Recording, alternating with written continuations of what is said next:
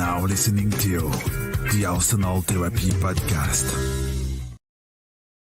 Hello and welcome to the 15-minute show, part of the Arsenal Therapy Podcast. As always, I'm your host, Adam Keys, and today we're going to be talking about Riccardo Calafiori, the man who is about to sign for Arsenal, someone that we've heard a lot about over the last month, and someone that I have watched an unhealthy amount of footage about.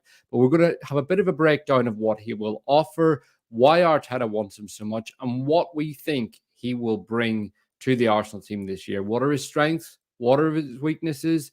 How does his injury history look? We're going to look at both sides of his game because, let's be honest, no signing is perfect, even if this player does look like the perfect fit for Arsenal. So first up, the news is broken from Fabrizio Romano that Arsenal and Bologna have reached an agreement for Calafiori. This news came yesterday. David Ornstein was the first to say that Arsenal were really accelerating the move.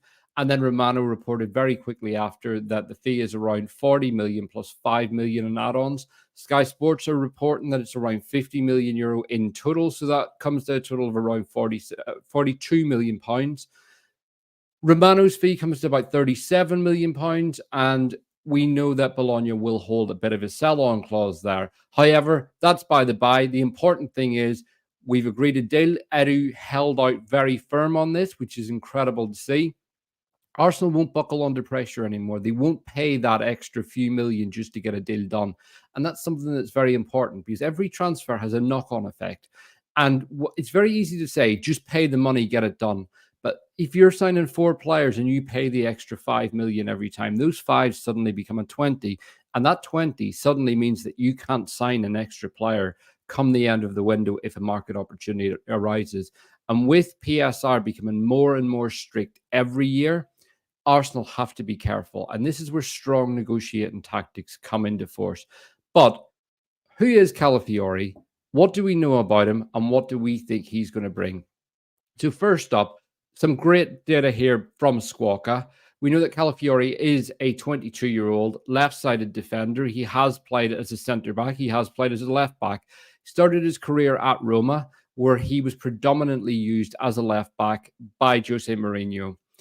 And then he moved to Basel, where he was converted into a left centre-back halfway through his season there. But he did play the majority of his football at Basel as a left-back. And then it was Thiago Motta that really brought Calafiori to life. Interestingly, it was Thiago Motta that coached Jakub Kiwior at Spezia before he came to Arsenal as well.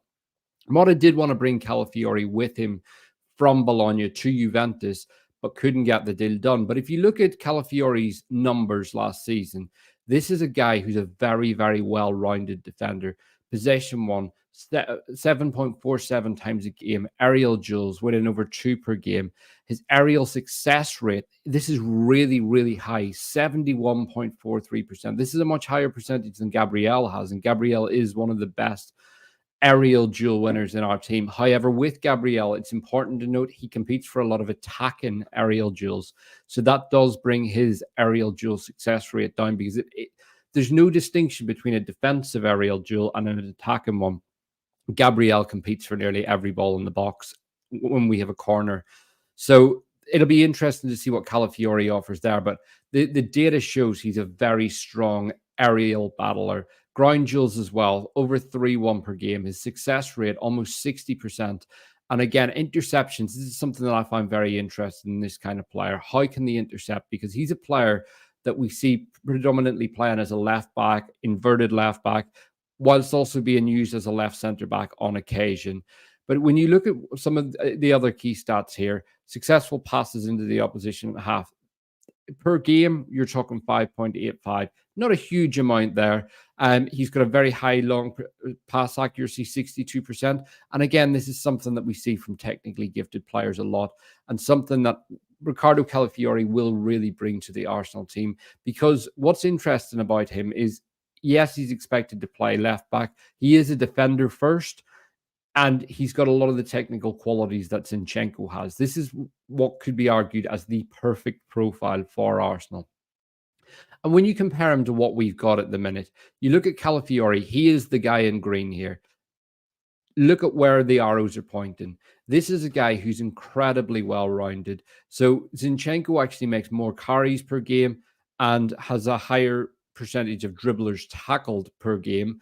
But when you look at Calafiori, he ranks very highly in almost every number going, and he outperforms Tomiyasu in absolutely every area, which is very interesting because Tomiyasu is an incredibly gifted, strong, warrior-like defender, which shows that Calafiori, for all his technical qualities and the smoothness on the ball, the aesthetics that he brings, he is a real rounded defender. And at 22 years old, that's an incredible feat. Look, I'm not saying that this guy doesn't need development. We're going to go into some of the areas that he does need to develop upon. But as a player of his age, having that level of rounded ability is incredible. And that's something that we've seen as a result of Thiago Motta's coaching. He's an incredibly progressive coach. And at Bologna, Calafiori stepped into midfield. The closest description would be the John Stones role. But at Arsenal, it would be the inverted fullback. He stepped when Bologna won the ball. Calafiori jumped into midfield, and one of the key things that you'll see him do a lot is scanning. He's got almost Xavi Hernandez like scanning on the ball. Wherever he is on the pitch, you see him looking. He's checking. He's looking for his next move before the ball comes to him. That allows him to release it. It makes his decision making faster. It means when someone comes to tackle him, the ball's already gone. All these things are traits of elite players and very much ball playing defenders, midfielders, whatever you want to call them, because whilst he is a defender first, he's got a lot of the aesthetics, the technical qualities of a midfielder. And that's something that we're seeing more in defenders these days.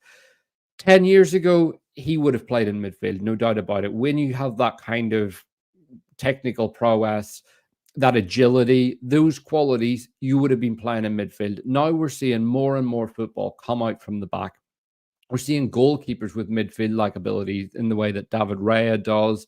Manuel Neuer's always had it.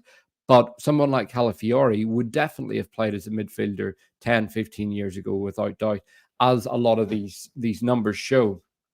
And when you go into the more detailed stuff, I'm not going to break down every figure here, but one of the things, if you look at the percentile ranks between Zinchenko, Tomiyasu, and Calafiori in the middle here, Calafiori ranks very high in almost every category. You can see Tomiyasu, some of things like progressive carry, successful take-ons, progressive passes, tackles. They're all very, very low. Expected assists, they're in the bottom quarter percentile. By contrast, Calafiori is ranking right up kind of 75 plus for almost everything. And that's an incredible thing to see at 22 years old. It just doesn't happen. These stats are taken across Europe's top 5 leagues as well. So there's a lot of players that are being compared here. And Zinchenko ranks extremely highly for the numbers we would expect him to rank highly for. Passes attempted higher than Calafiori's. But again, Calafiori's still hitting 69 passes per game, which again is an incredibly high number and something we would never have seen from a defender 10 years ago. Zinchenko's pass completion, progressive carries, he will always rank incredibly high for those things. But we know Zinchenko also has his weaknesses, and that's part of why this is a position of concern for Arsenal.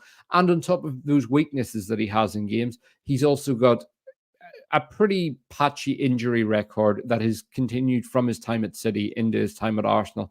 And that definitely has an effect on his game, because you quite often see Zinchenko post kind of 65 minutes, he will have a dip. And part of that is when Zinchenko starts to drop off, his legs get tired, he doesn't kind of play safe. He takes more risks. He tries harder, and that often leads to mistakes. Arsenal need a player that can manage the 90, but similarly, with the depth we will now have with Calafiori, Jurrien Timber coming back, who will be like a new signing. It's an old cliche, but the guy played one game for us in the Premier League, and then he was out all season, came back on the last day. He is very much like a new signing. We're going to have him at left back, right back, can play at centre back. Tomiyasu, it gives us numerous options. And again, when you look at Calafiori compared to Zinchenko and Kiwior, you look at the minutes played, more than double the number of minutes that Kiwior played, a goal involvement, quite high, but again, for the number of minutes, this isn't really what I'm going to be looking at Calafiori for. Dual success, again, good, but not massively outperforming the two of them. Recoveries, much, much higher than both of them. If you look at the number of minutes played compared to the number of recoveries, 194 recoveries is absolutely incredible. And 50 interceptions. Again, you've got him in a team with Declan Rice, the kind of interception master. So this is an incredibly exciting signing for Arsenal on a defensive front. But I mentioned Zinchenko's injury history. A lot's been made of Calafiori's injury history. When he was playing at 16, 17 years old in a preseason tournament for Roma, he was kung fu kicked on his knee. That's probably the only way out. It's a video I wish I didn't watch, but I did. And his knee was basically destroyed. It was dislocated, and they had to rebuild his knee. So it led to an extremely bad injury and a lot of football missed. And you can see over the years the number of games missed. But what I find very interesting, and I'm someone that does get concerned by injury records. I'm not someone that advocates taking risks on injuries. But when I look at it and I look at the number of injuries he's had over the last 2 years, 3 years even, that fills me with a lot more positivity. He's had a couple of knocks, couple of muscular problems, but his game time during that period has gone through the roof. He's gone from not playing much football to suddenly playing a lot. Last year for Bologna, he missed 2 games with injury. And the year before, he's missed 5 at Basel. So we're not talking about someone that's missing a lot of football. Clearly, the rehabilitation program he went under was done very carefully. There was a lot of consideration done. He wasn't rushed back. This is a guy that probably would have been playing international football at 18 or 19. He's that talented.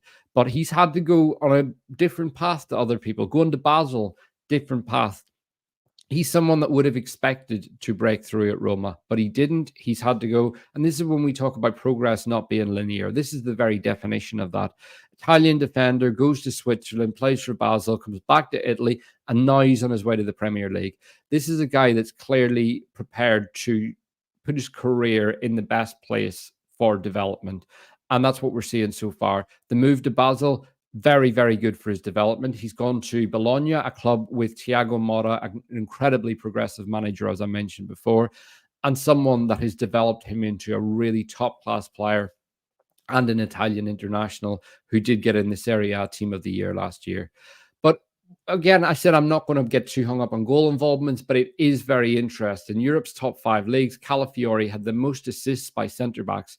We've seen him carry the ball through the middle. We saw it at the Euros. He got the assist for Italy against Croatia as a result of his ability to just kind of sense and read the pitch, see the opportunity and drive forward.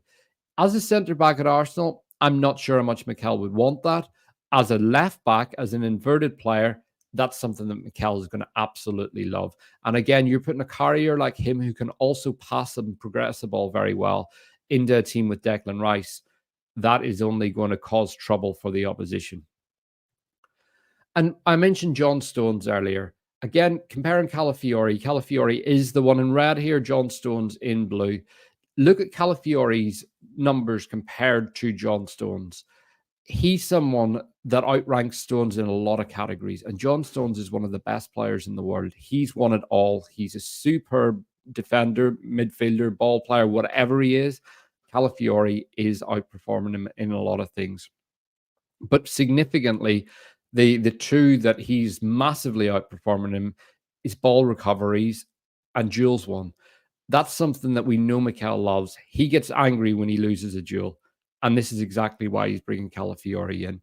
But in terms of position, I've mentioned quite a few times already the inverted fullback role. If you look at minutes by position, he played 2,352 minutes of his Serie A season as a left centre-back, only 175 as a left-back.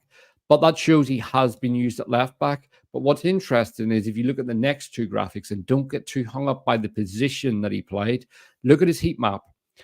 It is very concentrated around the area that you would associate with a inverted fullback. It's going forward and it's going right into the kind of middle third of the pitch. But the heaviest concentration is more infield. in that half space where he steps forward and he wants to play. Putting him beside a 6 in our team, this is where he can really thrive, is stepping in there. But again, you can see he's not scared to go down the wing. He's more than happy overlapping. He's not the fastest. That's something that we need to be aware of. He isn't the fastest fullback. He's not slow. He's no slouch, and he's not Zinchenko.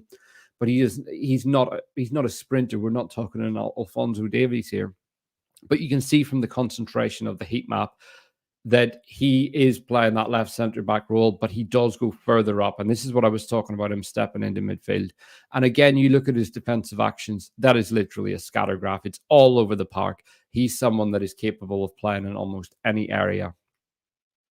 And again, when you look at the pass direction and accuracy, he's someone that's looking forward. He's always looking forward. The heat map, he wants to play with his head up. He wants to look at options. He wants to carry, pass, whatever it is. He wants to get his team up the pitch, which is something that we know that Mikel wants to do. He wants to dominate the game high up the pitch. He wants to smother teams. And this is a 6'2" strong defender who can play with the ball on the ground. But we know it's coming very close, and it's not going to be long until this picture becomes a reality. But so I've showed you the numbers. I'm just going to finish off with a quick run through because, as I said, I've watched a lot of footage of him. I've read a lot of the numbers, but I've been tracking Calafiori for quite some time now because of a guy called Ben Mattinson, who I would recommend you all follow on Twitter. Ben introduced me to him probably in January, and we accidentally came across him whilst doing some Xerxes scouting, and Calafiori really stood out. But in that time, what I've really noticed about Calafiori is one of his weaknesses is also one of his strengths. Calafiori is an aggressive front-footed defender in the same way Ben White was at times. Jurrien Timber very much is. And as a result, he intercepts very well, as the numbers show. But by being a front-footed aggressive defender and trying to intercept and read things, that does leave you susceptible in one-on-ones. And Calafiori does have a tendency of getting beat one-on-one. And he steps forward, he goes for the ball, he goes to win it. And that does mean he can get the ball nicked past him quite easily. However, as I said, 22 years old, you're never going to get a fully rounded player. These are areas that will improve with time. But what's interesting in this area is Mikel Arteta is one of the best coaches at getting his players to improve on that. But what I really like about Calafiori is he's got the agility to turn and get back. And at Arsenal, he's going to be playing high up the park, and he's going to have Saliba and Gabriel. So if he's playing as an inverted left back and he's aggressively going in to win the ball and he loses it, you've got two huge 6'4" centre backs. You've also got Ben White sprinting back. You've got yourself, you've got Declan Rice, all these players coming in to really get at you, cover you. And it's very different to if he was at Bologna and he was stepping in and he was beaten. But in terms of the strength side of that, if he wins the ball, he's one of the best progressive carriers in Europe. He wins that ball. He can knock it off, but he's very good at carrying the ball and driving into the final third of the park, laying it off and letting people play. So whilst that strength can be a weakness at times, there's no getting away from the strength it actually brings to his game and what it can offer Arsenal. And again, I mentioned Timber. Calafiori, as I mentioned, has got I would say, somewhat patchy injury history, but one that's really improved over the last few years as he's been brought into first-team football. Clubs have clearly paid a lot of attention to his minutes and managed them well. Jurrien Timber is coming back after an ACL injury. The likelihood of having a fully clean season without a single knockback or even muscular fatigue is low after an ACL injury. It does happen. I'm hoping that it doesn't, but the reality is Arsenal are going to have to manage Jurrien Timber's minutes as well. So now that we've got essentially 7 or 8 defenders, it's likely Kiwior will leave, but we've got a group of defenders that can rotate across multiple positions. We can manage Calafiori's minutes. We can manage Jurrien Timber's minutes. We can even manage Gabriel's minutes. And because these players can play across multiple roles, they can really step in for each other. And it means we can maintain a really high level of consistency whilst rotating. And that's ultimately the dream for managers. You have to be able to maintain consistency whilst being able to rotate, because if you can't do that, the risk of changing players drops significantly. But ultimately, to wrap up, the big strengths that I'm looking for in Calafiori, as the numbers show, recoveries, interceptions, but his ability to scan, see what's around him at all times, and then turn and play the ball. That's one of the biggest things. We know his defensive numbers. We know what he can do there, but he can go round. And Arsenal have had a progression problem down the left-hand side. This is the first cog in fixing that, as is Jurrien Timber's return. I don't think we can underestimate that enough.